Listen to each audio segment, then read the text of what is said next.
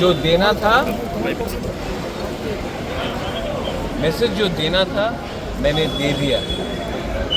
अब मैसेज का हम लोग क्या करते हैं वो हमारे ऊपर है, लेकिन जो मैंने बोला है और जो मैंने किया है, मैं अपने लोगों को प्यार करता हूँ और अपने लोगों के लिए अगर मुझे जेल भी जाना होगा तो मुझे कोई परवाह नहीं है।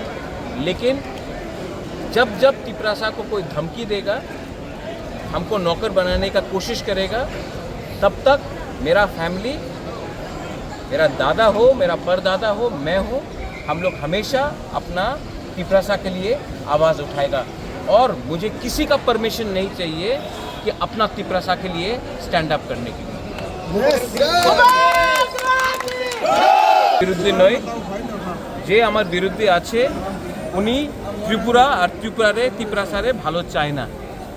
আমি আমাদের মানুষই নিয়ে কথা বলেছে, আমি বলবো। আর আমি জানি যে অনেক বাঙালি আছে যে আমাদের সমর্থন করে, যে আমাদের বিরুদ্ধে আছে ওনার পলিটিক্যাল এজেন্ডা আছে কি তিপরাসা ত্রিপুরাতে চাকরি করবে, নকর থাকবে। আমি এই হইতে দেব না।